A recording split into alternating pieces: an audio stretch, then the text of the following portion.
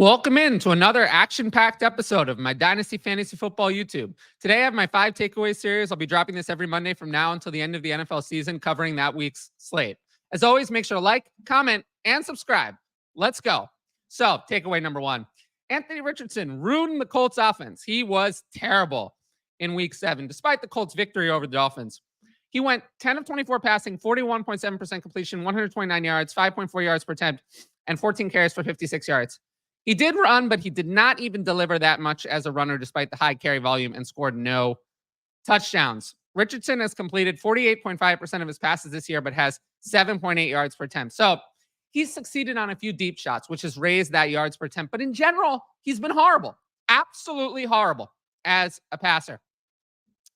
His per game stats in the 4 games he started and finished: 178 passing yards a game, 3 touchdowns, 6 interceptions, 43.25 rushing yards a game, and 1 rushing touchdown. These are bad numbers. Not accurate as a passer, not running enough to make up for that. Now, because of Richardson, the receivers have suffered. Let's look at Josh Downs. In 2 games with Richardson, 4 catches for 25 yards on 8 targets. That's not 1 game. That's total. And then with Flacco, 24 catches, 217 yards, 2 touchdowns on 30 targets in 3 games. The night and day. Downs averages 8 catches and 72.3 yards a game in Flacco started. It would take maybe 6 games with Richardson to get there. Downs is essentially non-existent with Richardson. As for Michael Pittman, it's almost as bad. I mean, in 4 games with Richardson, Pittman has 14 catches, 151 yards, 25 targets. And in 3 games with Flacco, 14 catches, 185 yards, 2 touchdowns on 22 targets. Pittman did more in the 3 games with Flacco than in the 4 with Richardson. It's not as bad as Downs, but Pittman at least existed with both quarterbacks. Essentially, when Richardson is in, Pittman is the wide receiver 1, but both wide receivers are useless. And with Flacco, Downs is the wide receiver 1, but both wide receivers are useful. Now, what do you do here? For me, I'd sell Michael Pittman low. The problem with Pittman is he signed a long-term deal to remain on this team. Despite Richardson's struggles, the Colts are 4-3, and are probably going to stick with Richardson for 2025 to give him one final chance. Pittman's already 27, and he's running out of time for his dynasty value. Couple deals. Sell Michael Pittman at 25 third for Deebo Samuel at 25 fourth. After Aiyuk's injury, I'd much rather have Deebo Samuel, and I don't mind paying the 3rd, 4th swap to do it. And then sell Michael Pittman at 25 second for T. Higgins. T. Higgins has quietly been really, really good, and he's going to sign a massive free agent contract. So I would much rather have T. Higgins in this deal. Takeaway 2. Amari Cooper changed the Bills' offense. Now, oddly, Cooper didn't even play that much in this game, and he might have played even more than he would have otherwise because of Curtis Samuel's early injury. Cooper just played 19 snaps and ran 12 routes, well behind Keon Coleman, Matt Collins, and Khalil Shakir. But despite the limited playing time, he had 4 catches for 66 yards and a touchdown on 5 targets. He didn't even seem to know the playbook. We all saw that video of Keon Coleman telling him what route to run, but he made a huge difference. Cooper's going to overtake Matt Collins, who sucked, for that 3rd starting role as soon as next week. And even more than Cooper's actual production, it felt like the addition of Cooper changed the Bills' offense significantly.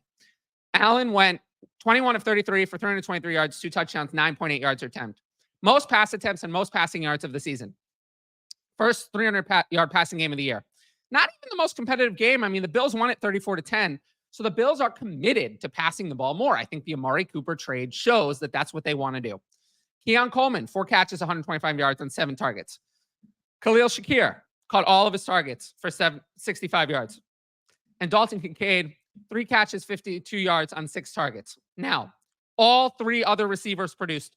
But what do? For me, the move is to sell Khalil Shakir. Why? Shakir's production is unsustainable. He's yet to play a 70% snap share in any game this season. That's not going to increase with Amari Cooper there. Shakir has 28 targets in 6 games. That's less than 5 targets per game. You're not going to be a consistent fantasy producer on less than 5 targets per game. That is not possible. And with Amari Cooper there, those target and playing time numbers are not going to go up. Keon Coleman finally looked good in this game. I don't dislike Shakir, but Shakir is more of an ancillary weapon than a trustworthy fantasy option. If you get a 25 second for Shakir, I would do it.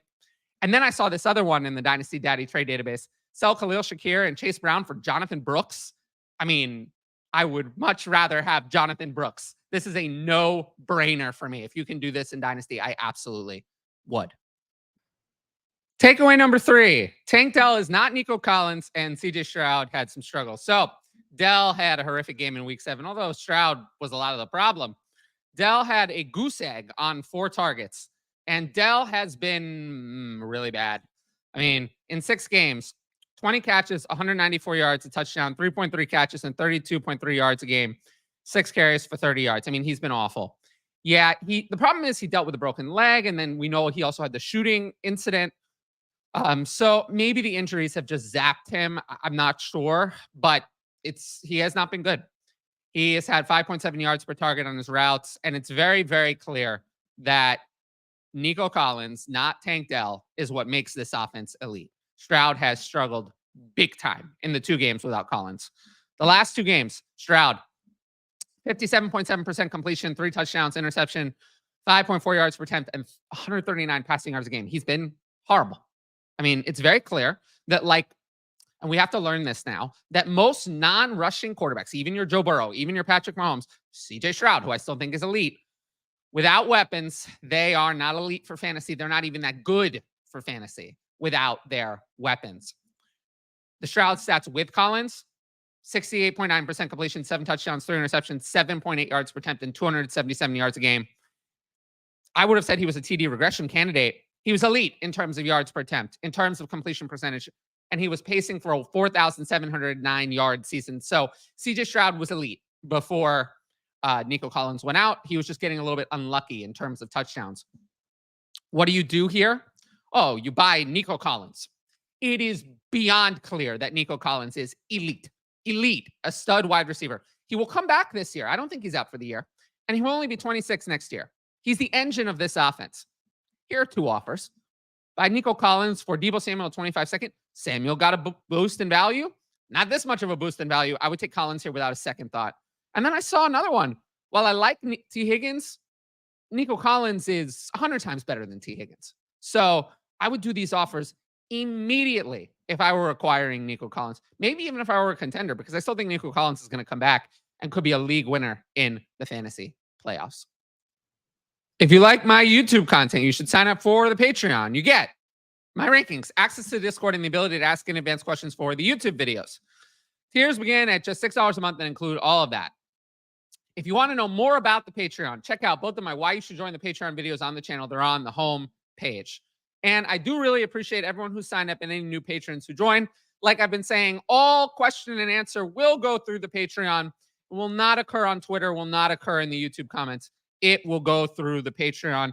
I've done a really good job in my Patreon Discord and via DM this year, and I'm going to continue to focus on that for my QA advice.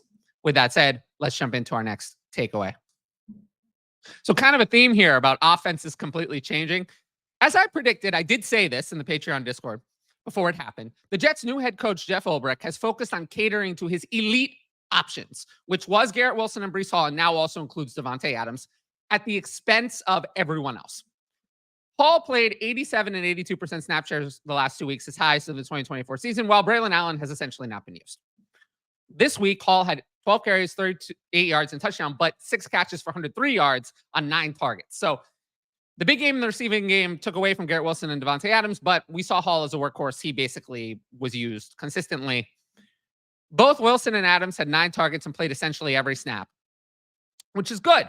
Wilson had 5 catches for 61 yards and a 2-point conversion, while Adams kind of disappointed with 3 catches for 30 yards. Now, I would lean toward Wilson rest of season like I did before, but these are clearly co-wide receiver ones. And Allen Lazard was the clear wide receiver 3, splitting those snaps with Mike Williams. Now, what would I do here? Oh, I would buy Garrett Wilson. I mean, I think people will see Wilson's fantasy points, although they weren't that bad, and maybe panic a little. He still had 9 targets, good for a 23% target share. It was Hall's massive volume, not Adams, who hurt Wilson's value in this game. Wilson still leads the NFL in targets. And I saw 2 ridiculous trades in the Dynasty Daddy trade database that were done today. You could buy Garrett Wilson for George Pickens. This is not a serious trade. I would easily take Garrett Wilson. And then you buy Garrett Wilson for Jonathan Taylor. Again, I find that this is not really a serious Dynasty trade either. I would easily take Garrett Wilson. These are in the database, though, from today. So go and see if you can buy Garrett Wilson low. My last takeaway is Russell Wilson will remain the Steelers starter. And yeah, it does feel like the theme of today's offense is completely changed by trades or personnel changes. And this was a big one. Wilson went 60 of 29, so 55.2% completion, which is not great, but 264 yards, 2 touchdowns, 9.1 yards per attempt. He was better passer than Justin Fields, and there's no comparison, it seems like. Fields so far actually has been accurate, 66.3% completion. 5 touchdowns and interception is not bad. 6.9 yards per attempt and 184.3 yards per game. That's bad. Problem was that Fields could not deliver passing volume. He was accurate, didn't throw interceptions, but he still fumbled a lot, took 16 sacks, and only delivered 231 rushing yards, which isn't that great for him. He also struggled big time in the last 2 games against the Cowboys and Raiders. Either way, I expect Russell Wilson to start unless he gets hurt or until the Steelers possibly fall out of playoff contention or lose a bunch of games with Wilson. Neither Fields nor Wilson is under contract for the Steelers for 2025. I do think the Steelers are going to look to add a rookie in the draft and bring one of Wilson or Fields back to compete for the 2025 job. The Steelers keep winning. I would expect that player to be Wilson, not Fields. George Pickens had 5 catches, 111 yards, and a touchdown on 9 targets. He's the Steelers wide receiver 1 for now, not necessarily by choice. I think he'll be more successful with Wilson than he was with Fields. I'm still very skeptical of Pickens long-term in Dynasty. I do not think Pickens is a real wide receiver 1. I think that the Steelers will find a real wide receiver 1. They tried so hard to get Brandon Aiyuk. Just not a fan of George Pickens long-term. I'd still be looking to get out. But my actionable move is actually to sell Najee Harris. Even with Wilson at quarterback, some would say, oh, well, Wilson's at quarterback. You're going to get more running back dump-off volume. Nope. Harris had no catches. He's 26 years old. He's not under contract for 2025. He's not going to rip off long runs each week, nor is he going to score every week like has happened the last 2 weeks. Those were his only 2 touchdowns of the year. You could apparently sell Najee Harris for Xavier Leggett. I would absolutely do that to get Leggett, especially with the Deontay Johnson trade looming. Or you could sell Najee Harris for 25 second and Jalen Tolbert. That's not quite as good. You could summon a third for Tolbert. I would like to get more than a second for Najee, but a second and a small piece is enough for me to sell Najee Harris. I usually don't do too much with NFL news, but there are 3 very, very big pieces of news. Not even all the news, but there's a little bit of it. First, Deshaun Watson tore his Achilles. Honestly, I'm not going to spend much time discussing Watson. If you're an avid follower of mine, let alone a patron, you don't have any Watson shares. So this doesn't really affect you. To sum it up, his career's over, and we can move on to other players that are actually relevant and that I enjoy talking about. So we're going to move on from Deshaun Watson. Now, Brandon Aiyuk tore the ACL. It's been confirmed, and this sucks. It sucks because he's going to miss the rest of the season. I hope he's fully ready for week 1 of 2025. We've seen that is not always a guarantee. So I'm not going to say that it's guaranteed, but I'm going to hope that he's ready for week 1. This year, let's say we exclude this last game where he got hurt and week 1 where he did not play a full complement of snaps. In the 5 games where he played his usual role, he had 21 catches, 323 yards, 36 targets, 4.2 catches, and 64.6 yards a game. He would have paced for 71 catches, 1,098 yards, and 122 targets over a 17-game season. But it's nowhere near his insane 2023 efficiency. It's much more similar to his numbers before that, from 2020 to 2022. Obviously, minus any touchdowns. He has 0 touchdowns this year, which is not normal. To me, it feels like we're going to look back at Aiyuk's career and see 2023 as a massive efficiency outlier, not a leveling up in his game. I think 2020 to 2022 and 2024 are more the reality, and 2023 is just an outlier, especially now. That's not going to be better after the ACL tear. So Aiyuk's going to be 27 in 2025, makes him a risky dynasty asset. I don't know what the 49ers are going to do. We know Ricky Pearsall is going to be there. Juwan Jennings is on a cheap deal for 2025. He's going to be there. Will the 49ers keep Deebo Samuel, George Kittle, and CMC? I mean, maybe. Hard to say. Does the Aiyuk injury change their thinking? It's hard to say. We haven't seen the offense without Aiyuk yet. So it's really hard to say what the 49ers are going to do. There's a lot of flux in this situation with the Brock Purdy contract coming as well. But Aiyuk carries a lot of risk. This is probably an injury situation. I'm probably not buying low. I'm probably just staying away if I don't have Aiyuk already. Last one. Tua Tagovailoa is returning from IR. Not going to get too much into this one either, but I'm happy to see him returning to the field. We can toss everything we've seen from the Dolphins without Tua. None of it matters because that was not a relevant offense. I expect Tagovailoa to play in week 8 and to be 100%. I'm just hoping he doesn't get another concussion And we have to understand that he's going to carry extra risk as a dynasty asset for years because of that. So we have to be aware of that. But other than that, I'm excited for the Dolphins offense with Tua returning. Now, we're going to go overtime to answer some Patreon questions. So let's go. Is Rashid Shaheed a dynasty buy low? Any worries about his injury or role for next year? I'm very nervous about this full meniscus repair. We've seen that injury zap players' effectiveness. Shaheed's going to be 27 before the 2025 NFL season starts. The Saints are going to need to bring in another wide receiver too because of his health. I'm just staying away. This is not a situation where I'm looking to buy low. So the answer is really no. Can Sam Darnold support TJ Hawkinson too? Yes, the Vikings offense can support him, but that's not the question. I'm nervous about seeing all these teams pivot away from using tight ends, especially when they had an injury or they have a plethora of wide receiver options, both of which are the case here. Hawkinson has averaged 6.2 catches and 59.2 yards per game as a Viking, though. So didn't stop Sam Laporta from vanishing the target volume, nor Mark Andrews. I'm going to be nervous until I see it. But with that said, the tight end landscape is such a wasteland that I'm probably forced to start Hawkinson as a low-end tight end one, even the week he comes back, which is wild. But I'm hoping the answer is yes to this question. Is Ray Davis becoming a thing? It's nice to see Davis involved, but no, unfortunately, he's not. He's not ever going to overtake James Cook. I don't see that happening. Davis played 13 snaps to Cook's 29, while Ty Johnson played 12.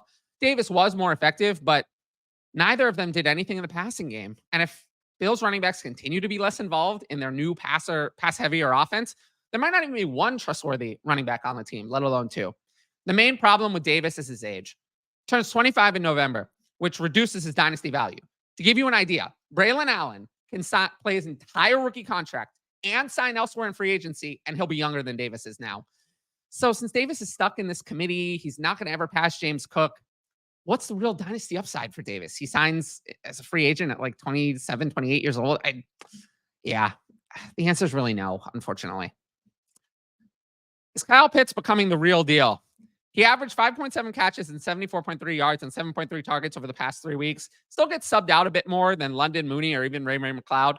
But for now, I mean, yeah, he's a tight end you have to start every week because it's a wasteland at the position. The Kyle Pitts we wanted isn't coming. It's not. Kyle Pitts is still at best the third weapon in the passing game behind London and Mooney. That's not going to change. Both of Pitt's bigger games came in games where Cousins threw a lot. But yes, it's been a little bit better. And he's going to remain in that kind of low-end tight end one dynasty value range. But he's not a high-end dynasty asset, and I don't think he ever will be. Now, if you liked the video, make sure to drop a like and leave a comment with your thoughts. As always, the best way to support the channel is to subscribe. And don't forget to hit that notifications bell so you can be notified about all my exciting content as it drops. Of course, if you want my best fantasy football advice, it's available on the Patreon, right up there. Patreon.com/fantasy advice. Dynasty starts it, redraft, and more content is available on there.